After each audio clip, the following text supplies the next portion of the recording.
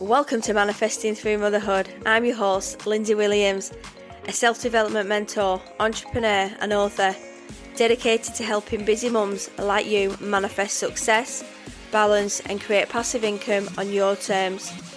With years of experience in mindset, manifestation, fitness, parenting and business growth, I share simple yet powerful strategies to help you transform your life without the overwhelm.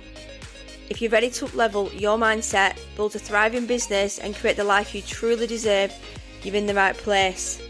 You can also find all my books on Amazon, packed with tools to help you manifest and grow. So don't forget to follow the podcast to be updated on all new episodes. And let's get going.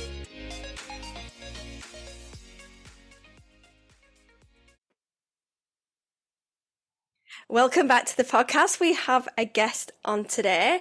So we are diving into one of the most important yet difficult conversations, the reality of childhood abuse and how we can break the silence around it. My guest, Jeremy Indika, has dedicated his life to raising awareness and pushing for change after his own experience as a survivor. He walked away from a successful career designing supercars for McLaren to speak out and educate and empower others through his movement, Something to Say. So in this episode, Jeremy shares his powerful journey, the challenges of confronting society's discomforts with this topic, and the work he's doing to help prevent abuse for future generations. And this is a conversation that might feel heavy, but it's one that needs to be heard. So let's get into it, and welcome to the podcast. It's a long time coming. Thank you so much. Brilliant. So there's so much to unpack, isn't there? There's just like, I know a lot about you, to be following you for quite a while, been messaging you. And yeah, there's just so much. Where do we start? Let's talk about a bit about you.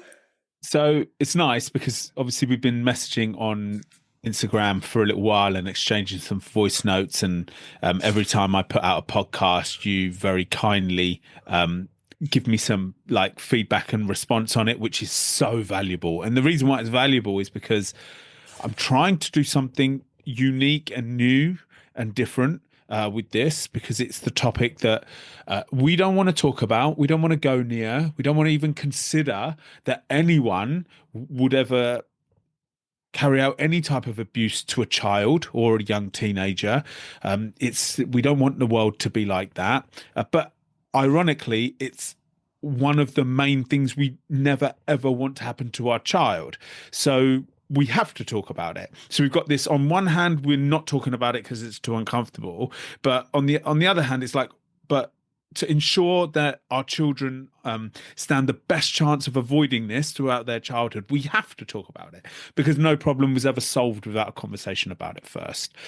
So yeah, on my podcast, I'm trying to bring different angles of the topic to the table, because we are talking about prevention here. So the subject is very varied, and it was a really great introduction that you gave me, saying that I've dedicated my life to doing this, and I really have, because this was something that I went through when I was a child, and I'm not sure whether you want to get into the story of that. Yeah, whatever you're comfortable. Whatever you're comfortable with. So just for everyone listening and potentially watching along, I was 8 years old. It was sexual abuse. It was from somebody who was trusted by the family. They got access to me because they were a family friend, visiting the house, and even sometimes staying over because we were helping them out with accommodation. And the grooming process happened, which I don't really remember it happening. It was slow, it must have been slow and progressive. And I always say that's how sophisticated the grooming process is. If you are to groom a child into doing something that's against the rules, the last thing you want to do is panic them. Right. You want to make them feel comfortable throughout the whole process until you do the final deed. You want to slowly gain their confidence. You want to slowly gain their trust. You want to let them know that anything you're doing along the way is not to be spoken about, because we may be in trouble, or if mum and dad find out about it, they'll be in trouble, or someone's going to go to prison. You know, these types of coercive techniques that they would use to do this. And so the sexual abuse was extreme. It was in person, and it involved us. How do I put this without really upsetting people? It involved us doing things completely naked, and I wasn't questioning a thing. So I was 8 years old in 1993. So the world was a different place back then. Thankfully, we have something optimistic to think about these days, which is that the school education system has changed. We talk to young people about consent, inappropriate versus appropriate touch from a very, very young age. I didn't have any of that education. This education is essential, done in an age appropriate way, of course. And if I had had that back in 1993, possibly I would have spoken out about what was going on. But what is mind blowing for a lot of people is they will be now thinking, but why didn't anybody notice? The fact is that I wasn't showing any signs. I was a aspiring young boy and stayed that way. I was doing well in class. I was mischievous and rebellious and loved to joke and like break the rules now and again. Like I was what you would call an average kid. In fact, I wasn't average. I was smart, and I was playing all the sports. And we often think that we would be able to spot from a mile off the child that's being sexually abused. We wouldn't. I founded a movement called Something to Say, which is a space for other people to share their story. And we see that 90% of them are situations where nobody showed any signs. So, yes, we can look back on hindsight and maybe join up some dots here and there, but that's hindsight. We don't have hindsight in the moment. So, it's important for me to share all of this because I know your audience is there's a lot of parents and parents who are concerned about the safety of their children, and to hear my story and hear it from a real person who really lived it is important. And we haven't even mentioned the online space yet. So Yeah, there is so much stigma around this conversation, and I know we've talked about this many times, and I spoke about it at school this morning. We just, as a parent governor of a SEN school myself, my son has got additional needs. In the other night, he was in his bedroom and he was singing a song called Pantosaurus, Pantosaurus. I said, oh, wow. what's this? And he said, about people in your pants. So he's great. So they're teaching him a way that he's going to understand because he's got a global delay. So it's really good that he said that we keep repeating this subject. So it's amazing that it's in the school. But looking back then, I was born in 1982. I spoke to this about my mum. I said, I don't remember one person talking to me about abuse. How did I know? Mum said, but I didn't really speak to you about it either. We knew that there were strangers and don't talk to people. And we've seen that children got kidnapped now and again on the TV. But there was nothing about family members, and you can't see what's going on because how are we meant to know that is wrong? You can just come across as happy and carry on, and it does come out later on in life. I know so many clients have had the partners. I just hear about it all the time, more and more now. People are speaking out, which is amazing. So the Pantosaurus video is from the NSPCC, and they're now using that in primary schools. Now, I'm just going to go out and say, I don't think it's the best. I think it could be better, but all credit to them and all respect to them because they're the first people to ever really get a video like that that's used across the board. I know lots of my friends who have told me about their children being taught that too, and it's something. It's a start, right? So it's a short animation, and you can find it on YouTube if your child hasn't been shown it. You can watch it yourself first and see whether that's something that you want to show your child because different parents have different views. But I think just as a basis, just as the basics, all children from all ages should know where the boundaries on their body are. And that's not a conversation about sex. Because that's often people's worry. Oh, I don't want to bring that to my child's life. I don't want to ruin their innocence. That's something adult. Well, no. The boundaries on your body it's not an adult thing or a child thing. It's everyone's thing. It's just teaching the child, right, look, there are certain parts of your body that nobody goes near. It's much like, there are certain things in school that nobody says to you. the bullying words or aggressive words. Nobody says that to you, that you tell someone about that. Same kind of thing, right? People don't push you over in the playground. Don't tell a teacher about that. It's that kind of vibe, right? There are boundaries on your body, and those boundaries are, because lots of people don't know where those boundaries are, us adults that never got taught that. The boundaries are the front groin area, the bottom area, the chest area, and the mouth. So I believe what we could be doing is we could be teaching children at the age that we teach them with the diagram of the body, where we're labeling the parts, right? So we're labeling the legs, we're labeling the eyes, we're labeling the arms, that very basic first approach education where we're teaching parts of the body. We just label private areas or no-go zones. Simple as that. You haven't really got to get into too much detail there, just so that they know they've got a name.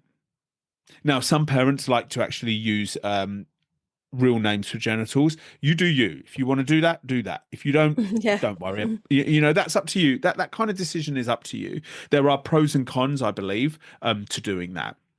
But just a no-go zone, a private area, and let them know that there are rules around that, because then you stand a better chance that if anybody violates your child in that area, that a bell's going to go off in their head. That's against the rules I was taught. I better tell mum. Now, that doesn't mean that you're going to be able to eradicate all abuse from your child, any chance of abuse from this particular exercise. But if it brings you one step closer, and then you implement another 6 or 7 things that bring you one step closer, all of a sudden you've made great ground to helping your child stay safe in today's world. Yeah, we just need to educate all the time and just like drill it into our children. And like you said, just changing different formats of the curriculum, which are not going to seem or going to rub anybody up the wrong way. I don't understand me now. I listen to your podcast and other podcasts that why it's such a big taboo around schools and why they don't really want to, who they're worried about upsetting. Because if I was a parent, if I felt, because they started doing sex education in year 7 and I was a bit worried, I admit it, because my son didn't understand about sex, but the teacher said, well, it's up to you. And I said, he needs to know. He's even though he's at that age, he needs to know. And he never stood up about it. He was going on about all the private parts, what they do. And we just had to not pull a face. But it was funny because he has additional needs. And my mum just said he just kept coming out of these words. But he wasn't probably mentally ready. It was only because he wasn't academically and mentally ready. But if he didn't know now, he's in a mainstream SEN school. He's with 19, they go up to 19 years and he's going to be moving up next year. He is high risk. They are at high risk SEN children, even more of they're not going to understand. And I know you've had people on your podcast talking about that soft grooming. So it's not actually touching, it's grooming from afar, like in PE. I know you had somebody on and it does happen. Like you say, wearing the clothes and not wearing underwear and you just have no top on today. We don't know what's going on with our children, do we, when they're in school? We just have to trust the teachers. So also now with this education and some parents having some resistance to it, I mean, I think it's great that parents would have a concern for what's being taught around this topic. I think that's healthy, right? So if you are concerned about what is being taught, for you to go and investigate and have a little look and ask some questions, I think that's a healthy thing, right? Because maybe the school haven't got it perfectly correct, and you may be able to highlight them to some elements that maybe yourself and if you speak to other parents, you all agree that bit should be removed or adjusted. Great, like let's work as a team. We're new. This is completely new. This is completely new. We haven't been teaching this for the last 50 years. Yeah, I got my first. What was called PSE back in those days, which was personal social education, which started talking about contraception and sex in year 10. So in year 10, you're 15 years old. So, now that we're teaching younger age groups about these things, it's brand new. So let's all get involved. So another reason why this is absolutely required in schools, but also required in homes. Okay, so yes, the school are delivering the curriculum in a very formal way. You've got teachers there who are formally educated and are teaching these things. But in homes is another amazing opportunity. In fact, if you were to kind of like split the pie of opportunity up, school have quite a big chunk, but home probably have at least an equal amount of the Mm. pie, probably a little bit more because your parents, you're one on one with your child often, and the conversation can continue there. So if school isn't relating, if the child isn't relating to the school education, which lots of children don't relate to that formal style classroom education, maybe you can also inspire conversation at home. It may be awkward to start with, but it just depends on how you do it. And we have the phenomenal YouTube these days with many creators giving different opinions on how to do things. There are fantastic podcasts out there like yourself and other parenting podcasts giving different opinions on how to open these conversations. And the reason why your home environment and your school environment is so crucial in this topic is because if you don't talk to your children about it, they will find this information anyway from the online space. So children and teenagers are following people on YouTube who are in their mid-20s talking about the hookup culture, talking about one-nighters, talking about pulling on a night out, right? It's gripping content for them. It's adult content, but they're following these characters. They're following these personas because they're trendy and they're popular and they've got millions of subscribers. They're following music artists who talk about explicit things in their lyrics. They're coming across pornography at a very young age. Now, they may not have sourced that pornography, even though the statistics for young teenage boys is extremely high for users of pornography.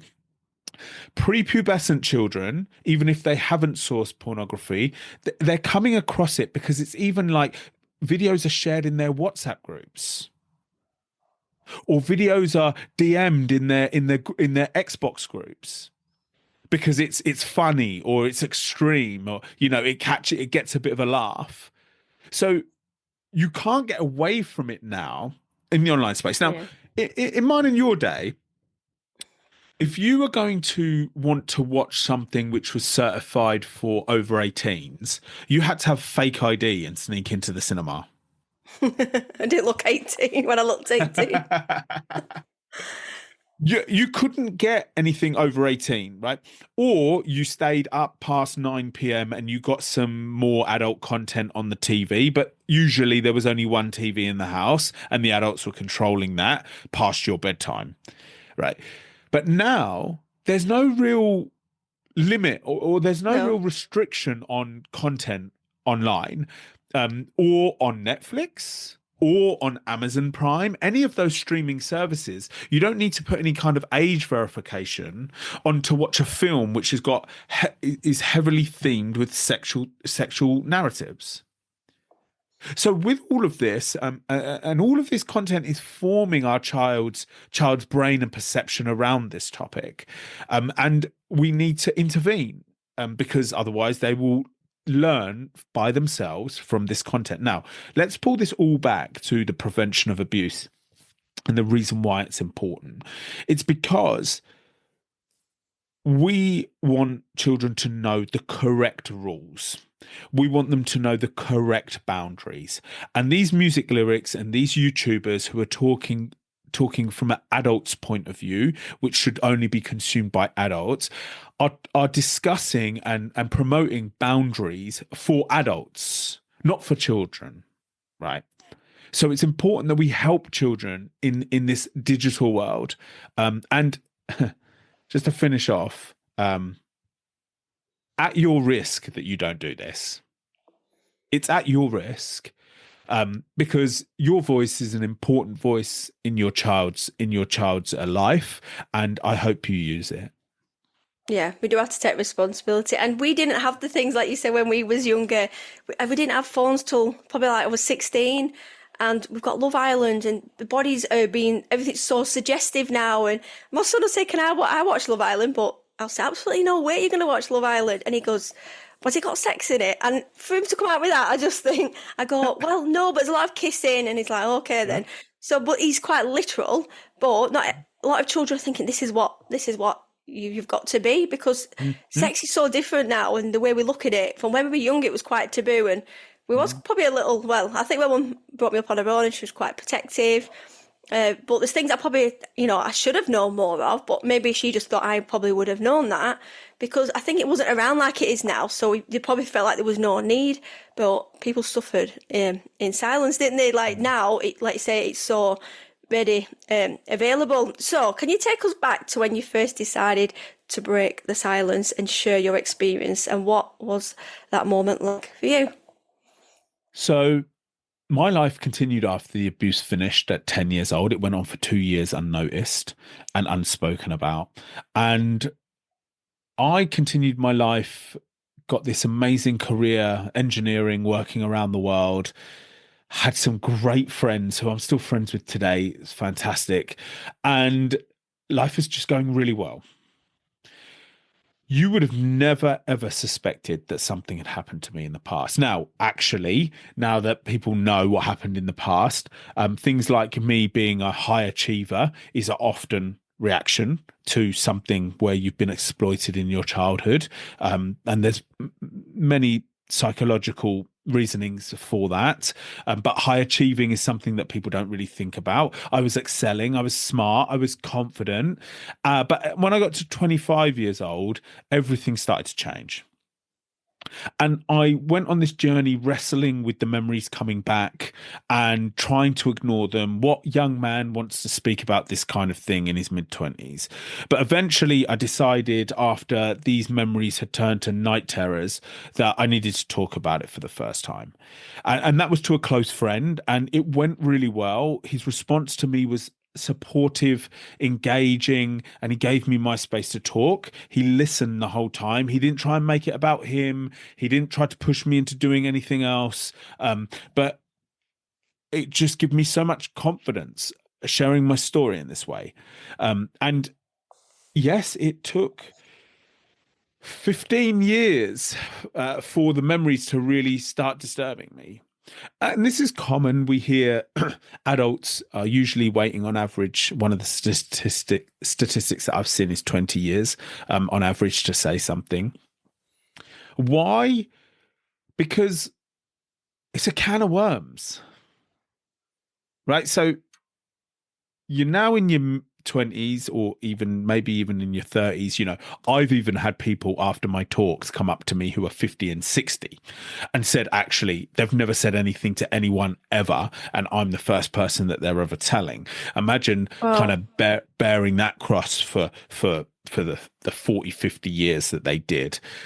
So it's not an easy thing. And as I mentioned, one of the reasons why is because everything is running in your life.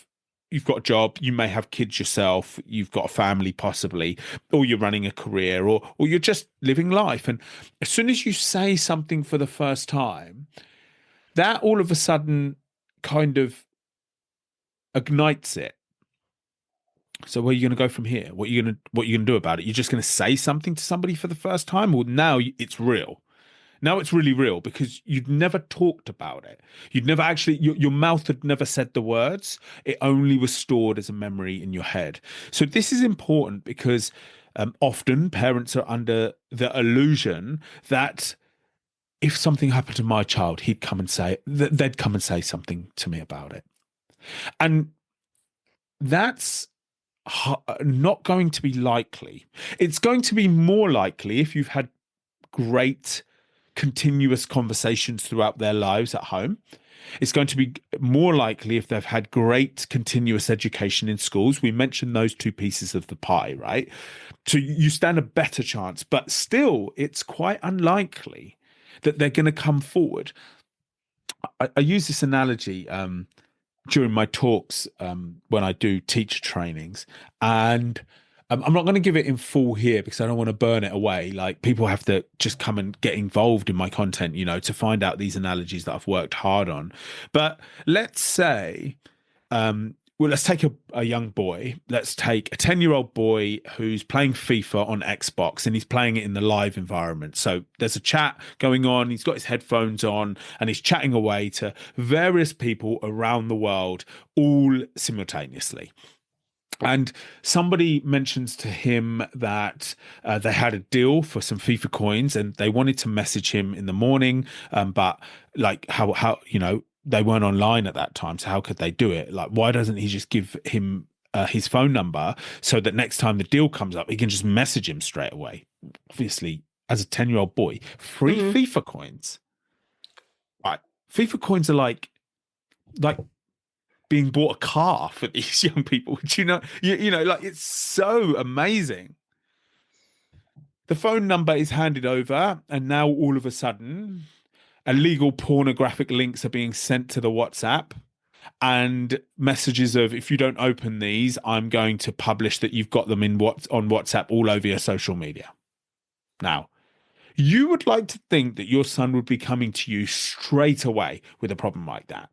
And if you have covered the two pieces of the pie that we've discussed, you stand a lot better chance that they would.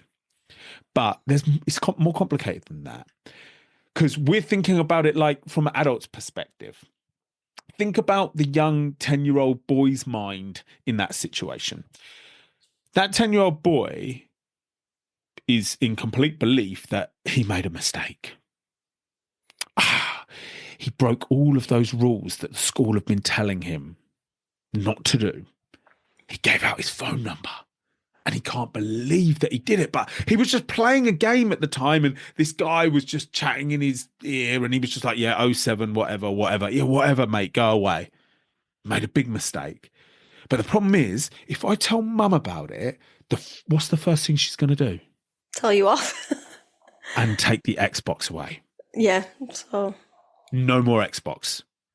And that is like chopping their arm off. And that's actually true, by the way. Let me just offer a quick bit of a tangent, because there's an excellent guy called Richard Pomfret. He's on LinkedIn. He has a organization called Stay Safe Initiative. You will be really interested in talking to him. He goes into primary schools and discusses online safety, and he's doing a phenomenal job at it. And he once told me that he started asking classrooms of young pupils, raise your hand if you would rather break your arm or have your phone taken away. People broke their arm. Right. These devices are it's an extension of their life. We can never understand that because we grew up with one foot outside of this technology. So back to the original analogy of this young boy on Xbox Live. He doesn't want his Xbox taken away. He's just going to ignore these messages. He's going to hope that goes away. So this is a great example of a situation where we thought we had everything sorted, but it's more complicated than that. And this is why, this needs to be such a priority for us. And it works across the board, right? So we here today are talking about sexual abuse. Now, for those that actually are unsure on a definition of sexual abuse, I can help you with that. It is where any kind of sexual contact or sexual communication is brought to a child's life, in person or online, whether they're aware of it or not. Right. So that means anything online with regards to this Xbox analogy that we're using, of course, anything in person. And the important thing about it is whether they're aware of it or not. Because, a 5-year-old who's been touched in the private area, who thinks it's a game or she must do it for a certain person because otherwise everybody's going to get in trouble, may think that they're just involved in something they need to be involved in. So that is the abuse of the child. So you can see how much this spans. There's a broad range of how this can happen. So that's the definition of sexual abuse, and it is for anyone here in England under the age of 16. So it's so important. But these conversations that I'm encouraging everybody to have with their youngsters. And actually, you know what? Now that I say that, Lindsay, maybe we put some useful links in the description for parents who are now like, okay, I'm going to do that, but how? we can put some great links to recommendations on how you do that. We're talking about abuse in any form here. Because if your children feel confident or encouraged, or they feel like you are a safe space for them, they will come forward if sexual abuse happens to them, but they will also come forward if bullying happens to them, or physical abuse happening to them, or someone is emotionally abusing them at school or anywhere else in their life. They'll feel like, yeah, my mum or my dad is a safe space for me to go. So these conversations I'm trying to encourage in homes and in schools, they help the safety of our children like across the board. And that's very powerful. Yeah, it's funny because like the words that are being used a lot now online is gaslighting and narcissistic. So people recognize when people are being gaslit, and so it should be the same with this in school. They should be able to immediately understand this isn't right, or maybe speak to somebody, which is hard at school. My son knows he's got to go to a designated an adult, but they're not all safe adults. The adult may be doing what they're doing. We just don't know at school, at home. It is, if we can all look up that it is usually somebody that's part of the family, or somebody that we know close, because it's happened to friends of mine. It has happened within the family, and you would never ever know, because it's just, why would you suspect? You wouldn't, because they're being monitored and everything. The phone's being taken off them. I've known, heard so much over the last couple of years. But you don't see it because obviously the parent might be being manipulated. A lot of parents are quite vulnerable as well as the child, and that's what a lot of, like you say, predators would do. They would infiltrate people. I see a lot of people like get worried about online dating. I listen to a few podcasts and they're absolutely scared of meeting somebody because they've got children and they're on their own. And they said, but I'm a target. So it's being aware when you have got children and not putting everything out there online. And it's all that we're living in a society like where we have to be aware of people, but it is the bottom truth. We have to be wary of everybody, even as adults, as strangers are walking down the street. We've got to have our wits about us. That's what we would normally say growing up. But kids don't these days, do they? We were so different growing up, but now I think like everything's just online. Everything's just, the barriers are dropped a lot. But I think it's important to mention, and actually I really must mention this, because I've had messages from mothers who follow me and they're just like, I don't want to go anywhere. I don't want my child to go anywhere anymore because I'm just so worried. Like, I don't want them to go outside. I don't want them to be online. I'm just so worried that they're going to be exploited by somebody who wants to abuse them. And I wonder, the more and more we talk about this and the importance of it, for sure, I'm also thinking that we need to remain balanced, because not everybody is a predator.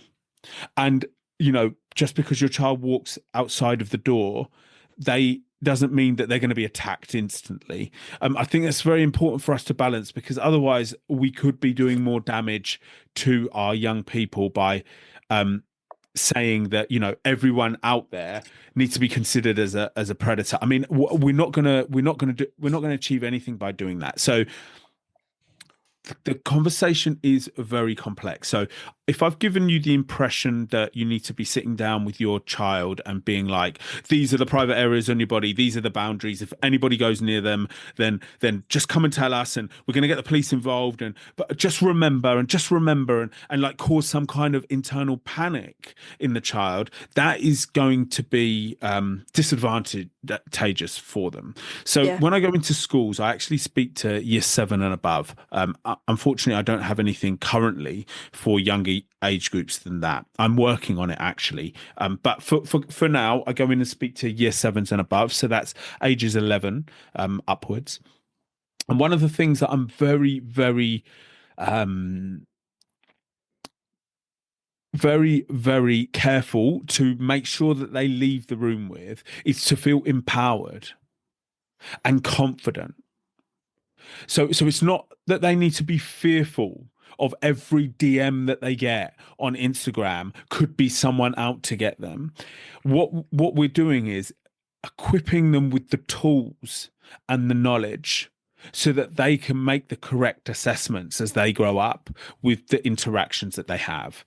And that's really important. So actually they feel strong and empowered to move through the world, not fearful that everybody's out to get them. I think that's like a really important. And now, even as I talk here, I'm like, oh, this is so complicated.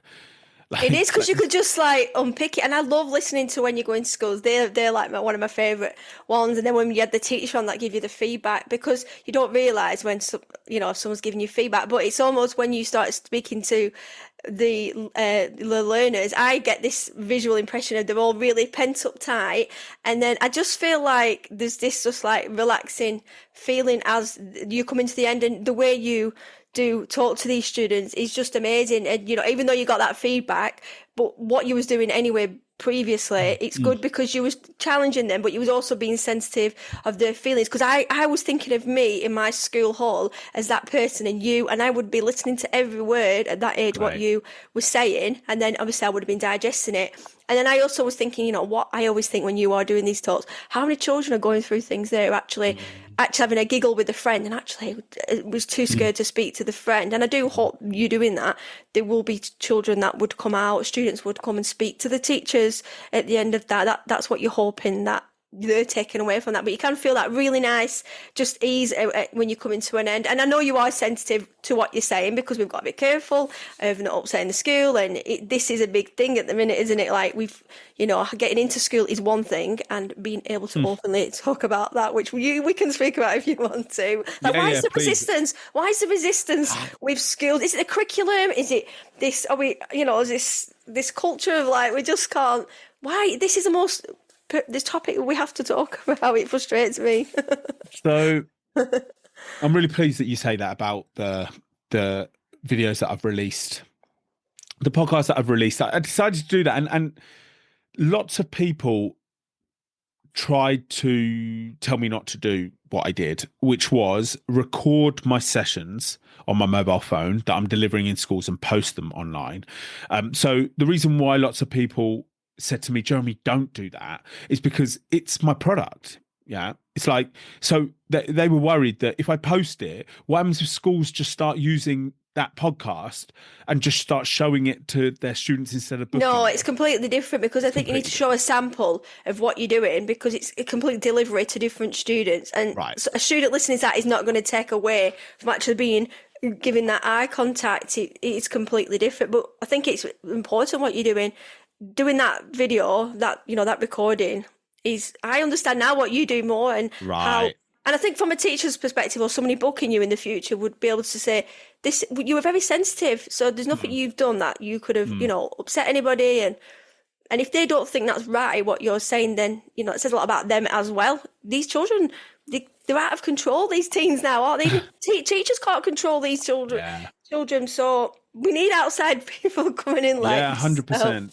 And it's good because I that's the reason why I posted it, actually, because that's what I thought. I thought, you know what, like, there is such a fear around this topic.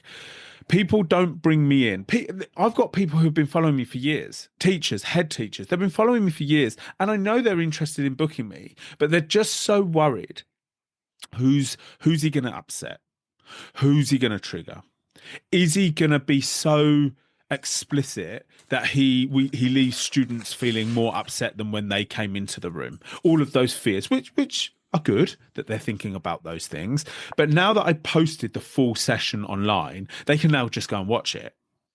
They can just go and watch it from start to finish and see what they're booking. Now, as you mentioned, I also had Rachel Carey onto my podcast, who then went and analysed it. She was experienced specialist educator, and it was great, wasn't it? She pulled out so many different bits that I just hadn't have thought about, even just the change of one or two words. So it's constantly evolving. But you would have thought that schools would just be queuing up to book me, especially as I'm so cheap compared to the other speakers.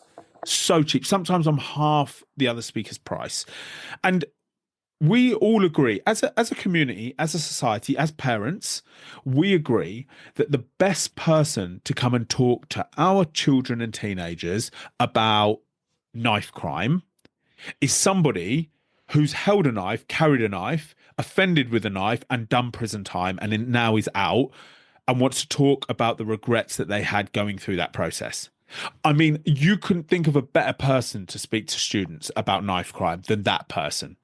You can do all the education curriculum, formal classrooms about the statistics around knife crime. No one will affect those or leave a lasting memory on those children than the person that's been through it. It's the same with drugs.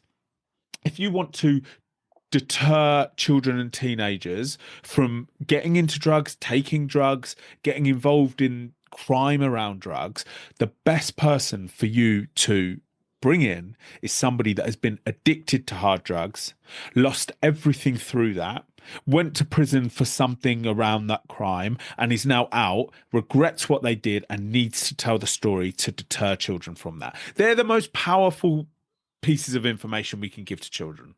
Real life stories that they will remember literally forever. Forever. So you would have thought it would be the same when it comes to sexual abuse. The most powerful talk you could give to children and teenagers is for somebody to come in and talk about what happened to them and that they wish they had spoken out earlier and how they wish it was different and how they are now, how they're still living a successful life, how they have managed to go through that journey and avoid addictions and avoid depressions and still lead a successful career and friendships. Perfect.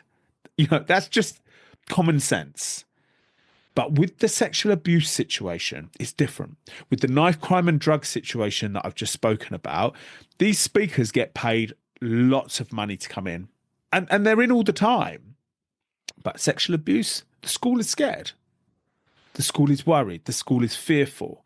And so I am constantly, as I mentioned just before we started recording, banging my head against the brick wall. Yesterday, I had 2 cancellations. And when I asked the reason for the cancellations, nobody ever gives me the real answer. I know that it's through fear, but they just say something like, we ended up finding someone else, or we are a bit busy at the moment." Like, they were so interested. So I continue to push forward. I want to one day be in schools every single day is my aim. And let me tell you a little bit about the vision for this. I want to eventually have more bookings than I can handle.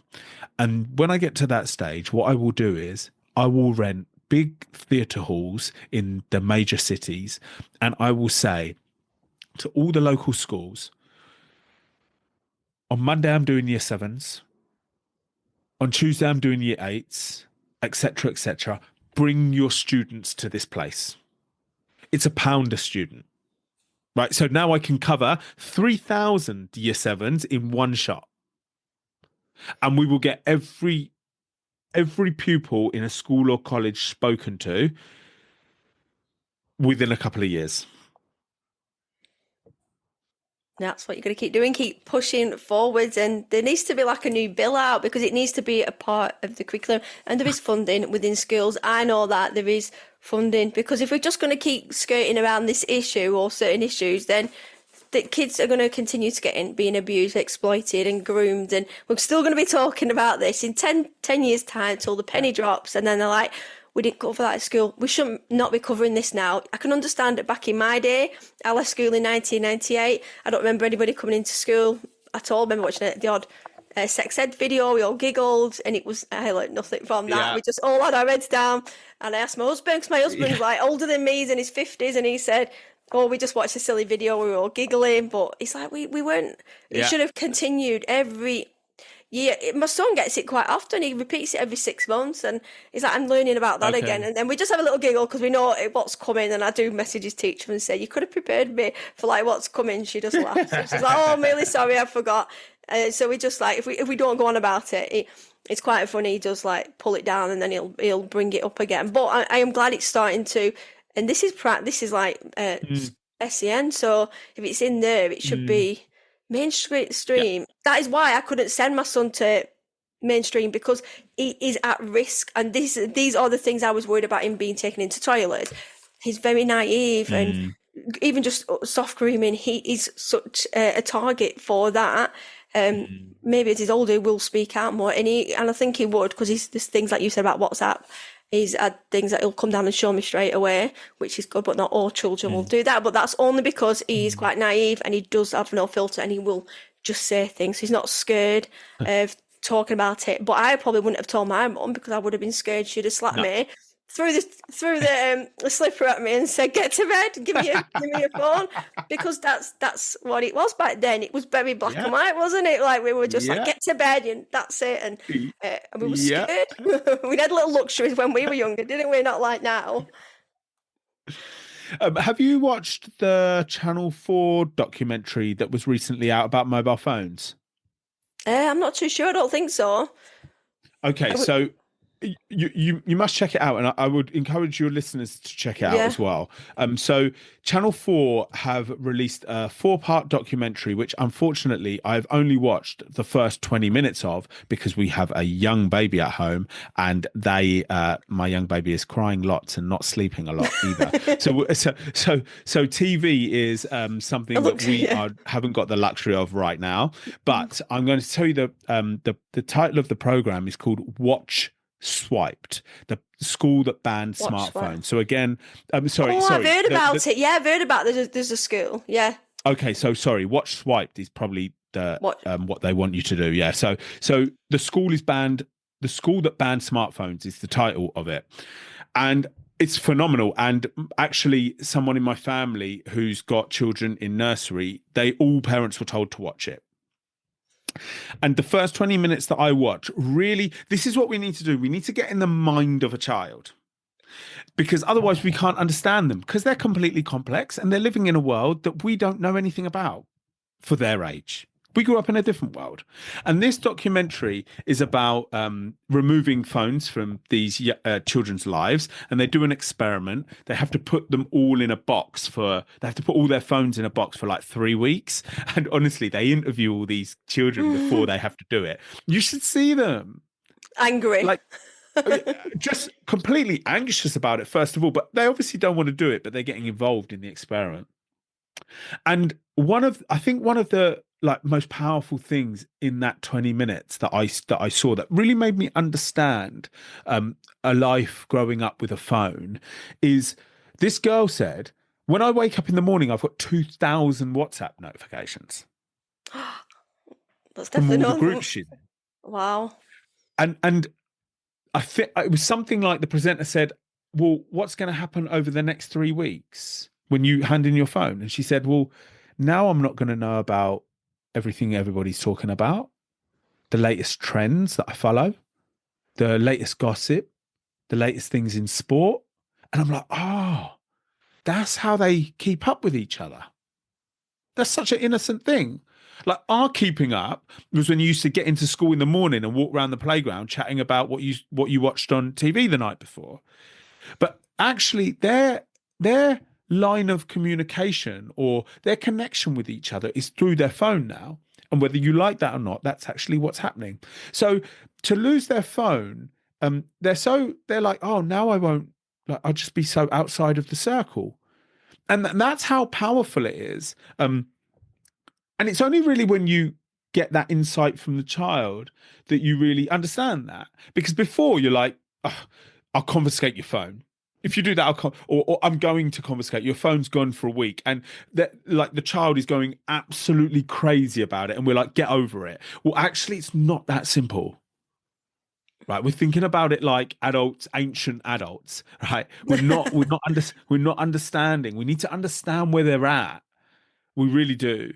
And if we can do that to the best of our ability, we will be able to be the best parents that we possibly can be. Yeah, the phones are just, I mean, my son has talks to his school friends, but I do monitor it. It's only WhatsApp or kiddie chat, but I'm very much checking on it all the time. Any drama happens, he's one to come down with the phone straight away. And anything that, it's all very innocent, which is really good, but it can escalate. Yeah. And I mean, our school doesn't allow, like, I've been in for a meeting this morning and even I had to hand my phone into a locker. So not adults. Right. So if children are on like transport and or in FE, they still have to give the phone. They're not allowed to take it Okay. into class. So it has to all go in a locker, which is really good because some people are travelling and they want to, like the parents know they're coming home. But Yeah. at a mainstream, they would be in the pocket. They could be recording the teacher. They could be sending, bullying messages. I'm going to get you after school. Like, you Yeah. remember when you were at school that age and someone said they're going to batter you and they're going to meet you around Yeah. the back. But if they had a phone, you'd be petrified all the time, Oh wouldn't my you? goodness. Like, but you know what we're like. I know I'm not like without my phone all the time. But I was saying this to my husband. I said, remember the time we used to go out around town and meet our friends in the pub? How do we know where our friends going to be? 'Cause Yeah, we say that as well. we just met in like these 5 pubs, and sometimes we'd have a Yeah. house full. I'd ring my best friend saying, "Come round at 7, and we'll catch the bus to town." But we wouldn't. Yeah. How did we know where to meet? But we seemed to make an effort to go to these pubs, and then we'd go on like a little sally round the pubs, and then you wouldn't speak to them people probably till the Friday after, Yeah. and Yeah. you just Yeah. see your work friends. But I loved that. I survived in those. And I spoke about this morning. I grew my business, my hair and beauty business, without that back in the day. But since I've been Wow. doing, like, I've got a salon at home, but I do the podcasting and the wellness. It's obviously Right. all online, so it does consume my time doing reels. But Yeah. I had to self-taught myself to podcaster. Yeah. I wrote a book, I published a book, and so I've done all this on my own. But it's required a lot of screen time. Yeah. Well, I am quite a practical person. I love seeing my clients in the salon. Will not have my phone. I'll Mm-mm. be talking to them.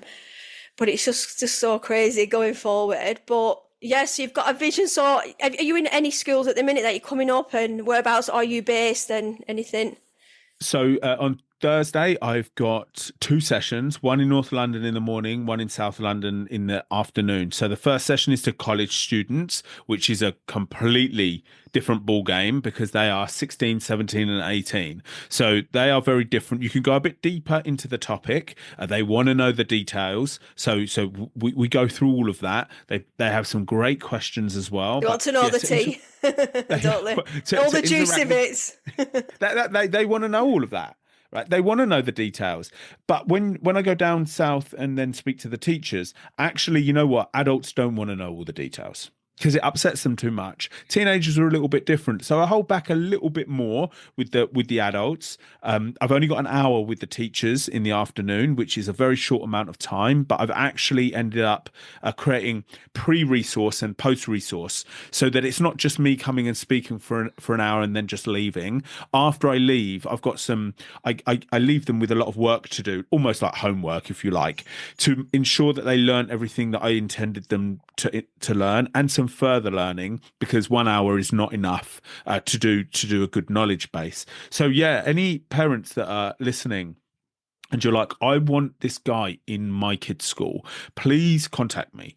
I'm on all social media platforms. You can DM me or you can go to my website, jeremyindika.com, and contact me there because I cannot do this alone. And a parent's voice holds a lot of weight because the leaders of schools can't ignore emails from parents, right? So I am constantly knocking on schools' doors as an individual, so that's very, very difficult for me. But when parents start emailing the school and say, look, I'm following this guy online. I've been following him for a little while. I've checked out his work. He's doing great work in schools and colleges for staff and students. I think you should just at least take a look at him and send my website. Then they have to action that. And then we can actually start getting some momentum going with this. Yeah, that's what you need to do. You need to get you down to Preston, to the UCLan, Yes. University of Central Lancashire. It's massive, and it is just finding the right people that tell people, and it Yep. is about collaboration. That's, what I do. I do different things to promote my podcast because that's what you have to do. It's not like Yep. years ago, it would just be so effortless. There is more resistance, but there is more resources. So, and there's still that little bit of pull all the time. It's just like you say, parents, they always say like one bad review around a parent is detrimental, but one good review, like it's like when Yeah. you go in go in the playground, people say, "Oh, you've had your eyelashes done. Who's done your eyelashes? Oh, can I have a number?" And then my eyelash girl would get so many Yep. messages. But it's the same thing. Parents need to. I think we need to take a responsibility for our children's Yes. well-being as well. It's not just down to school; it's us. We need to I think once the school kind of get that nudge from us, I think that's it. So, but yeah, I'm just loving your journey. It's funny where I just come. Where I came across your platform, and I get excited when I see you put a new podcast out there, and but it's good. funny, I'm like so you've pleased. got your podcast that you listen to, and even though Yes. I do well-being and parenting, talk about manifesting a lot. I'm all about the positivity, but parents, this is for a lot of parents, busy mums on this podcast, and we've all got children, we've got grandchildren. It's scary for our grandchildren now. I've got so much to worry about. Probably not as worryful as bringing our children, but back in the day. But Mum probably worries about my son a lot. And I know she does. She still worries about me, and I'm 42. It's just no end, is there? And you're gonna have to deal with this now. So Yeah. it is terrifying. Like when I hold my hand up. I am a helicopter parent, and my husband gets worried if there's something going on. My son won't even go on residentials, and even though I said, why don't you try and go? Even my husband's scared about him going about. And we shouldn't worry about things like this, should we? But, I do try and encourage him. Like you said, I don't want him to be scared. And he said, you always worry about me. And he says to my mum, she's always scared about what I do. And because he's still a little baby to me. But he's 15 at the end of the year. So I've just got to, what's that? You've got it all to come, honestly. Yeah. It never ends. But yeah, it's been great having you on the podcast. Thank you. I wish we could just love to have you on again, and I do wish you all the success, and I'm always rooting for you in the background. Great. And I will see, keep saying when you see my little picture come off, or she's here again on the voice. But I know it's important from a podcaster to get that feedback, because Absolutely. it's always positive, and just to say that I've enjoyed that episode, and I take a lot from it. So come and what everybody else, even though people don't always tell you and give you feedback, we are all listening, and I think that's the important thing, just to keep that motivation going for you. Is incredible for the future. Thank you. So Thank you. I appreciate it so much. But I do wish you well. But I know you're busy today. So for anything else you want to add, I'm going to put all your links in the show notes so everybody can connect with you, and anything else that I'll pop in there that you want me to pop in. Yeah, please, if you've enjoyed listening to this conversation, please just come and get involved. We're building great momentum, and it's an interesting and exciting journey, adding new things, the Something to Say movement that I run, my own work that I run. Like, it's an exciting journey. So please come and get involved, and thank you for engaging with this. Yeah, your journey's just beginning, I think. I think there's so much, keep going forward, keep pushing, and then all of a sudden it's just big things just happen. I think that's what I do. I don't let things pull me down, even though it is hard to sometimes, get away from that negativity. But thank you so much. So I'm going to end the recording now, and I'm just going to say a quick goodbye to Jeremy before he goes. But thanks for being an incredible guest today, and I will speak to everybody soon. Bye for now. Thank you. I hope you enjoyed today's episode. I hope you feel inspired to take action and manifest the life you deserve. Don't forget to come and join me over on social media and Instagram at Busy Mums Fitness Corner for more tips, motivation and behind the scenes. And also be sure to check out my books on Amazon. They're designed to help you manifest your dreams and grow. And if you're ready to take the next step and work with me, you can head over to my Linktree for all the details. Let's make magic happen together. So until next time, keep manifesting and stay amazing.